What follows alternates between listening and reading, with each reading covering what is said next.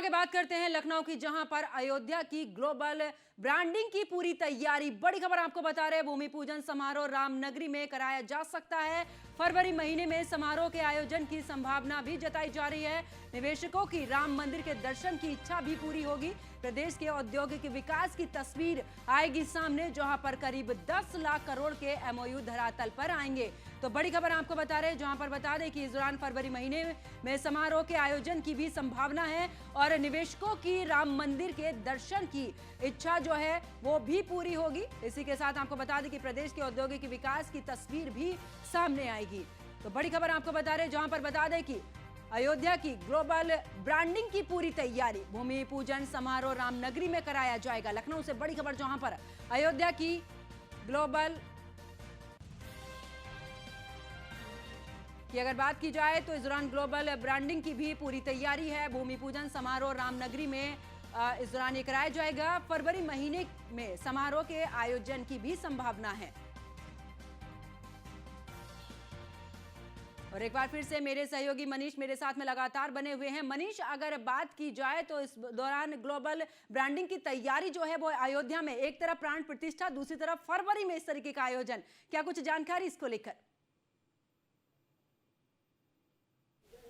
निश्चित तौर से देखिए, आपको बता दूं कि अयोध्या इस समय अगर आप देखेंगे तो न केवल देश में बल्कि पूरे विदेश में अगर किसी की नज़र कहीं पे केंद्रित होती तो वो है उत्तर प्रदेश की अयोध्या नगरी। अगर आप देखेंगे तो उसकी ग्लोबल ब्रांडिंग इतनी ज़्यादा है, इतनी वैल्यू है कि वहाँ पे हर एक की निगाहें हैं। और ख़ासतौर से 22 तारीख का जब रामलला अपने भव्य मंदिर में जब विराजमान होंगे, उनकी प्राण प्रतिष्ठा होगी, उसके बाद सबकी नज़र कहीं ना कहीं अयोध्या पर रहने वाली होगी। ग्राउंड ब्रेकिंग सेरेमनी की बात चली क्योंकि वो फरवरी माह में कराया जाना है, तीसरे चौथे माह में उसकी ग्राउंड ब्रेकिंग सेरेमनी हुई, जिससे इन्वेस्टर समिट हुआ था। हमने देखा कि इतना भव्य आयोजन किया गया था इन्वेस्टर समिट का। उसको लेके अब अयोध्या को ग्लोबलाइज करने के लिए, ग्लोबलाइज ब्रांडिंग के लिए, कहें कि अयोध्या की ग्लोबल ब्रांडिंग कराने के लिए अब जो ग्राउंड ब्रेकिंग सेरेमनी की जो भूमि पूजन है उसकी अब माना जा रहा है कि वो अयोध्या में जाने की तैयारी की जा रही है, क्योंकि माना जा रहा है कि जो जिस तरीके से इन्वेस्टर्स हैं उनको कहीं ना कहीं लुभाने के लिए, और सबसे अहमियत और सबसे बड़ी अगर आप देखेंगे इस समय कहीं चर्चित है और कहीं अगर ट्रेंडिंग है तो वो अयोध्या नगरी है। उसको वहाँ पे ग्लोबल